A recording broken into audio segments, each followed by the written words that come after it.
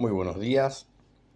Vamos a proseguir con los versículos 6, 7 y 8 del capítulo 1 del Evangelio de nuestro Señor Jesucristo según San Juan, en la compilación que hace Santo Tomás de Aquino en su obra Catena Áurea, en donde rescata los principales comentaristas hasta su época de estos versículos. Muy bien, casualmente cuando se estudia el prólogo del cuarto evangelio, hay dos adiciones o interpolaciones que le llaman algunos autores. Parece ser que estos versículos y el versículo 15, si mal no recuerdo, no tengo ahora el prólogo aquí, sí recuerdo que hay dos momentos en el prólogo donde se habla de San Juan el Bautista. La crítica literaria ha sospechado casi certísimamente que puede haber existido un texto del prólogo sin estos dos fragmentos, me refiero versículos 6, 7 y 8 y versículo 15. Lo del 15 lo tengo que confirmar, Pero bueno, son esas dos interpolaciones que cuando uno, primero que hablan de lo mismo, hablan de San Juan el Bautista, cuando todo el resto del prólogo viene hablando solamente del logos de Dios, del verbo de Dios. Además, cuando uno quita estas dos interpolaciones, no lo vamos a hacer aquí, ahora os recomendaremos algún libro, alguna bibliografía. Cuando uno quita estas dos interpolaciones, el resto del texto queda perfecto, ¿sí? Podríamos seguir desde el versículo 5 al versículo 9 sin que nada pasara. Los invito a hacerlo. Yo no lo voy a hacer aquí porque no corresponde a este trabajo. Recuerdo bibliografía sugerida para este tema, este análisis literario del prólogo, en la Biblia comentada por los profesores de Salamanca. Cuando se toma el cuarto evangelio, si mal no recuerdo, es el tomo 6b, pero lo tendría que confirmar eso. En internet la pueden encontrar completa, son varios tomos, toda la Biblia comentada por los profesores de Salamanca. Si mal no recuerdo, el padre Guasmar hace un análisis muy exhaustivo del prólogo. Él presenta, por ejemplo, una tesis de que el prólogo está escrito en espejo. Quienes hayan sido alumnos míos del Nuevo Testamento lo habrán visto, recordarán que lo vimos, y el que lo quiera por ahí ver también puede visitar mi canal de YouTube, Marcelo Buscaglia Filosofía, Teología y Educación. Es un canal distinto a este que estamos subiendo este trabajo por la Fundación Santana. No está en el canal de la Fundación Santana, pero si van al canal mío, ese que acabo de decir, van a poder ver en mi lista de reproducción que se llama Biblia 4, que se llamaba la materia que yo dictaba hasta el año pasado, aquí en la ciudad de La Plata, provincia de Buenos Aires, Argentina. Ahí hacemos, en algunas de las clases, que son muchas, que están subidas, reproducimos el análisis del padre Guasmar sobre el prólogo. Bueno, vamos a lo nuestro. Nos toca entonces ver qué compilación ha hecho Santo Tomás de Aquino de los versículos 6 y 8 del capítulo 1 del Evangelio según San Juan. Dice el texto, Juan 1, 6, 8. Fue un hombre enviado de Dios que tenía por nombre Juan. Este vino en testimonio para dar testimonio de la luz, para que creyesen todos por él. No era él la luz, sino para que diese testimonio de la luz. Hasta ahí el fragmento bíblico. Bueno, Santo Tomás de Aquino nos invita a escuchar a San Agustín en el tratado número 2 sobre San Juan, decir lo siguiente. San Agustín. Todo lo que se ha dicho hasta ahora se refiere a la divinidad de Jesucristo, quien vino a nosotros bajo la forma humana. Y como era hombre en quien Dios se encontraba oculto, fue enviado antes de él un hombre grande, por cuyo testimonio se supiese que era más que hombre. ¿Y quién es este?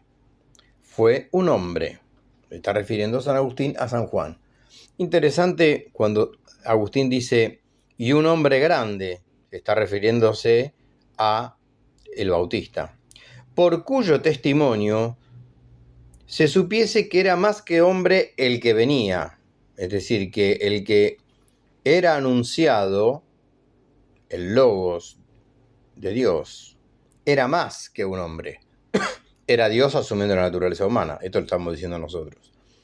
Es decir, la inteligencia que aplica Agustín aquí, en este pasaje, es entender que es un hombre grande. Nuestro Señor en el cuarto evangelio va a decir, es el más grande de todos los hombres y el más pequeño en los reinos de los cielos, ¿no? Pero dice que Juan es el más grande de todos los hombres. Es decir, que el Logos se hace anunciar por el más grande de todos los hombres para que el testimonio que da el más grande de todos los hombres nos dé a entender, abra nuestra inteligencia a entender que lo que viene es más que un hombre. Recordemos teológicamente la diferencia de persona humana de San Juan y persona divina de Cristo. Nunca perder de vista que el Logos de Dios, el Verbo de Dios, es persona divina con naturaleza humana, que asume una naturaleza humana en la encarnación. No es persona humana Jesucristo. Es naturaleza humana, pero es persona divina. Una sola persona en dos naturalezas.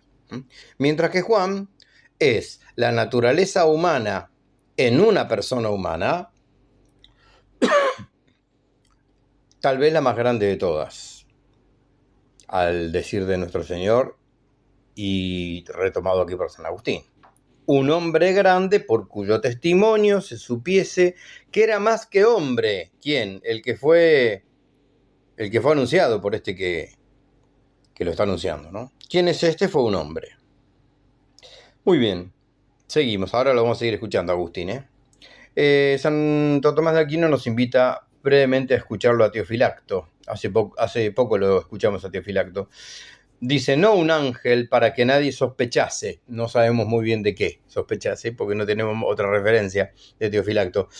Dice Teofilacto, no un ángel, es decir, no envía a un mensajero angélico, de naturaleza angélica, como puede ser el ángel Gabriel, para que nadie sospechase. ¿De qué? Y de que tal vez el Logos era una naturaleza angélica, no humana. Esa es una interpretación mía, de lo que está refiriendo a Teofilacto. San Agustín continúa diciendo en esto que estamos leyendo recién. ¿Y cómo podía este hombre decir la verdad de Dios? Fue enviado por Dios. Sigue hablando del Bautista.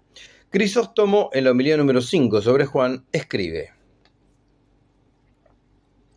no creas que hay algo humano en aquello que es dicho por él, porque no dice lo que es de él, sino lo que es de parte del que lo envía. Está hablando de Juan, Por esto es llamado ángel por el profeta cuando dice, yo envío a mi ángel, Malaquías 3:1. Es propiedad del ángel no decir cosa alguna de sí mismo.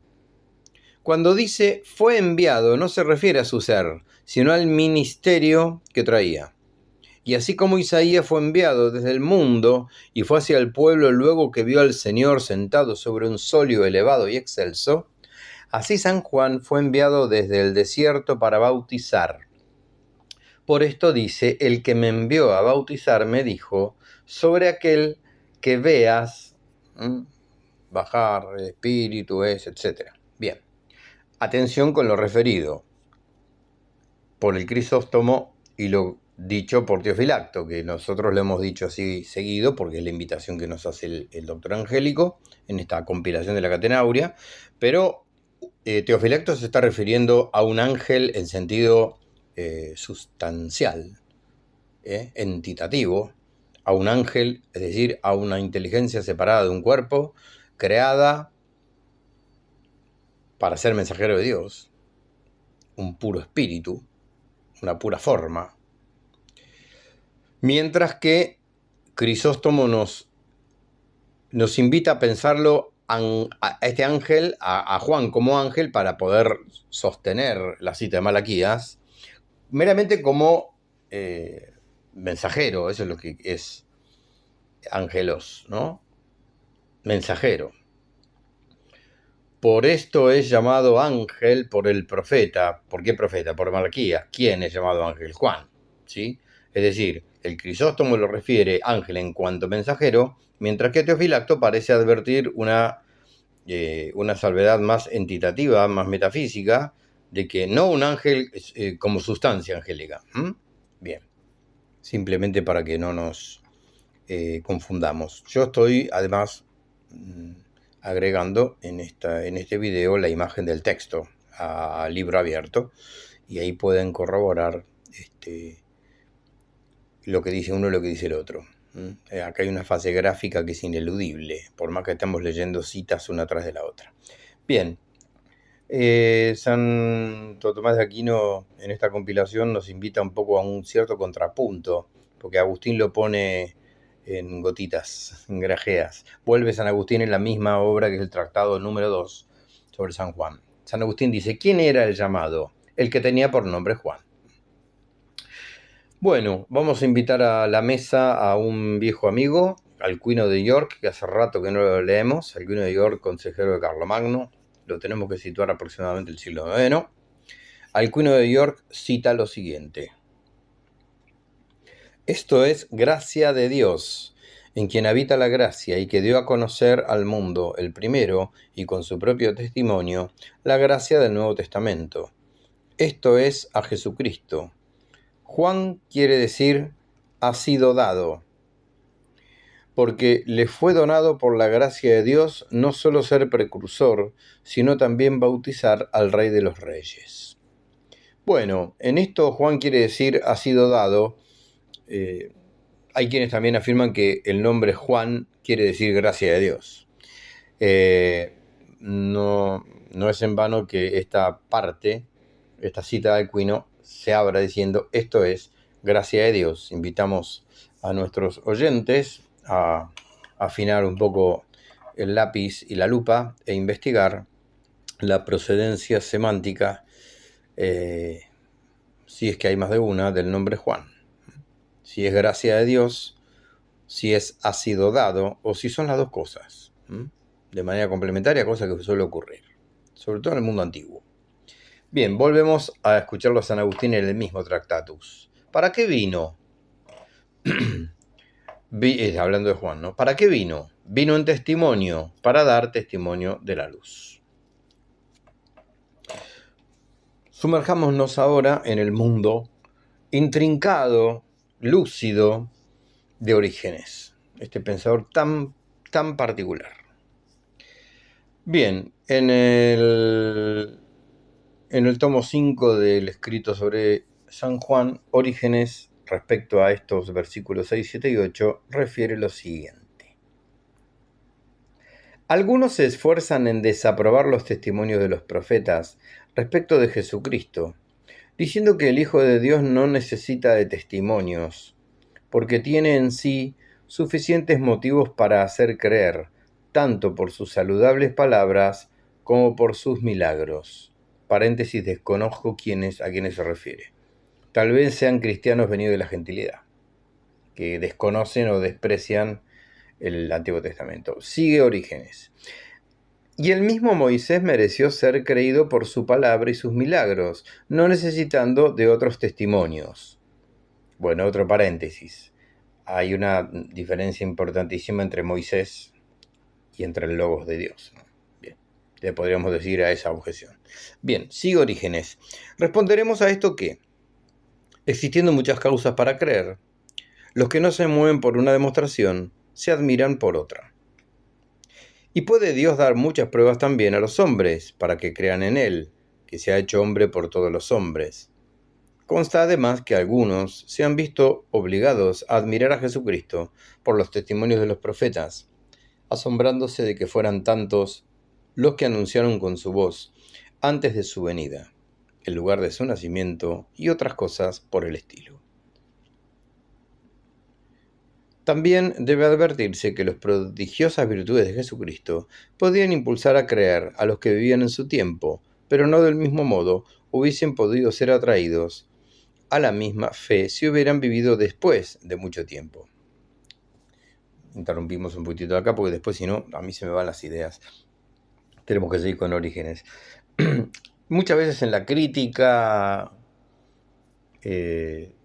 teológica, no literaria, hay cierto pensamiento innecesariamente dicotómico en creer que con una sola causa basta y creer la inconveniencia de que haya más de una causa, cuando en realidad cuando las causas son concomitantes y convergen en lo mismo, en este caso en la revelación del verbo, la irrupción de Dios en la historia. ¿Qué problema hay? Una vía sumada a la otra. Esto me lo estoy preguntando yo, ¿no? Es decir, ¿qué problema hay entre los prodigios, palabras y obras de nuestro Señor Jesucristo que lo anunció por los profetas? Al contrario, es una mancomunión que lo que hace es aceitar una, si se me permite la palabra, una inescrutable pedagogía de Dios a través de los tiempos, que viene preparando durante siglos al hombre para hacer él, Dios, su irrupción en la historia. Cosa inédita de la verdadera religión, que la nuestra. El resto de las religiones no cuentan con esto, con que Dios se hace uno de nosotros. Es inconcebible en el resto de las grandes religiones monoteístas, por ejemplo. Bueno, subyace creo yo, este corazón de objetor de Orígenes. ¿Por qué, si una cosa es maravillosa, como las palabras y las obras de nuestro Señor Jesucristo, sin duda, y están hechas para que crean, para que creyendo tengan vida en su nombre, va a decir San Juan, repetidísimas veces en ese evangelio, ¿qué problema hay con el anuncio de los profetas? Ninguno, al contrario. Bueno, ahora sí, seguimos con Orígenes. También debe advertirse que las prodigiosas virtudes de Jesucristo podían impulsar a creer a los que vivían en su tiempo, pero no del mismo modo hubiese podido ser atraídos a la misma fe si hubiera vivido después de mucho tiempo. Eso ya lo estoy repitiendo, ya lo leímos. Prosigue, porque entonces hubiesen podido considerar como fábula lo que acerca de ellos se les refiriese. Porque cuando los milagros han pasado, alientan más de la fe su consonancia con las profecías. También es preciso decir que algunos han sido honrados por este testimonio dado a Dios. Quiere pues privar al coro de los profetas de una gran gloria el que dice que no convenía que ellos dicen testimonio de Jesucristo. Y a estos debe agregarse San Juan, que da testimonio de la luz. Mientras leía a Orígenes recién, se me venía a la mente el pasaje de los discípulos de Emaús, que a ellos dos, no sabemos muy bien quiénes son, pero son dos discípulos del Señor. A ellos les consta que Jesucristo era un hombre notable en palabras y obras. Eso es lo que le dicen al desconocido de Emaús, que se encuentran sin saber quién es, ¿no? ¿Qué? ¿No te has enterado de lo que ha pasado con Jesús de Nazaret? Un hombre notable en palabras y obras. Y este que camina con ellos, que es nuestro Señor Jesucristo, en esa catequesis que han corrido ríos de tinta de cómo habrá sido punto por punto esa maravillosa catequesis que les hace camino a Emaús, él les habla, entre otras cosas, del anuncio de los profetas. Ahí está la conjunción de las dos cosas. Es decir, no bastaba con las obras. El mismo verbo resucitado, victorioso, camino a Emaús con estos dos pobres desahuciados, les hace referencia a los profetas, para después converger en la fracción del pan y donde ellos van a tener se le van a correr el velo de los ojos y del corazón para reconocer a quién tenían delante en la fracción del pan y quién venía caminando con ellos que los hacía vibrar en sus corazones. Bueno, muy bien. Vamos a seguir con esto. Nos toca otra vez el Crisóstomo en la homilía número 5. Dice Crisóstomo, no porque necesitase testimonio de la luz, sino para dar razón de su venida, nos enseña Juan diciendo, para que creyesen todos por él. Así como se hizo carne para que no se perdiesen todos los hombres, así envió delante un mensajero para que oyendo una voz que conociesen, acudiesen con mayor facilidad. Ahí la palabra todos es muy pesada, es la palabra clave. Para que creyesen todos, algunos entrarían por los milagros, otros entrarían por el testimonio de los profetas y algunos entrarían por las dos cosas. San Beda el Venerable nos invita el Aquinate a escucharlo diciendo lo siguiente, a Beda. Pero no dice para que otros creyesen en él, porque es maldito aquel hombre que confía en el hombre, sino para que todos creyesen por él. Esto es para que creyesen en la luz por testimonio suyo. Bien, bien Beda, acomodando las cosas. No se le cree a Juan por Juan, sino por el que manda a Juan decir lo que Juan dice. Teofilacto refiere, y así si algunos no creyesen, él quedaría suficientemente excusado. Porque así como cuando alguno entra en una casa tenebrosa y no recibe los rayos del sol, no debe culpar de ello al mismo sol. Así San Juan fue enviado para que creyesen todos. Pero si esto no sucede, no es él quien será la causa de ello. Muy interesante la comparación, la metáfora que utiliza Teofilacto, ¿no? Hemos tenido un pequeño problema técnico, creo que con la edición lo vamos a subsanar, así que en una de esas ni se note, pero yo por la duda lo digo. Me pareció muy acertada la metáfora, la imagen que usa Teofilacto respecto a la casa tenebrosa y a los rayos del sol. Cuando uno entra en una casa tenebrosa y no recibe los rayos del sol, no puede culpar al sol mismo. Esa casa tenebrosa es a estos que rechazan la luz y prefieren las tinieblas a la luz, como dice el evangelista, ¿no? No dice entran en una casa tenebrosa, es decir, llena de tinieblas. Después no les da el sol y que no hubiera entrado en la casa tenebrosa. Bien. Bueno, vamos a ir terminando con la compilación que nos ha traído el Aquinate para ver comentado este fragmento de 6, 7, 8 del primer capítulo del Evangelio según San Juan. De vuelta a Crisóstomo y por último Teofilacto. Vamos al Crisóstomo. Como entre nosotros es mayor el que da testimonio que aquel de quien lo da, y más digno de ser creído, para que nadie sospechase esto de San Juan, dice, no era él la luz, sino que dio testimonio de la luz. Pero si no repitió con intención las palabras, para dar testimonio de la luz, sería inútil lo que dice, y más bien repetición de la palabra que explicación de doctrina.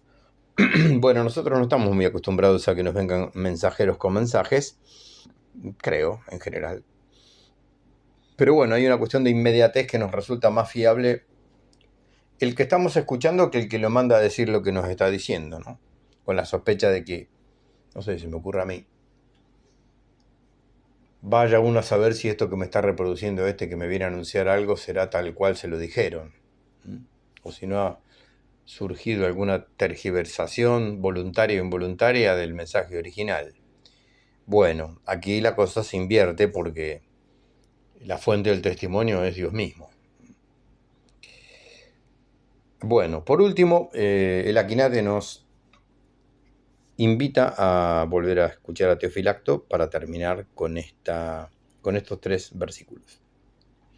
Dice Teofilacto, pero se dirá, luego no podemos decir que San Juan ni ninguno de los santos es o ha sido luz. Y si queremos decir que alguno de los santos fue luz, digámoslo sin artículo. Sin artículo. Para que si nos preguntan si San Juan es luz, lo concedamos seguramente sin artículo. Porque si se nos pide con artículo, debemos negarlo, en atención a que San Juan no es la luz principal, sino que se llama luz, porque es en virtud de la participación con la verdadera luz que luz tiene. Bueno, bien, claro, la luz es la causa primera de toda luz, mientras que luz sin artículos serían la cadena consecuente en acto de la primera luz primigenia, que es el verbo. Bueno, hasta aquí este fragmento de 678, primera interpolación.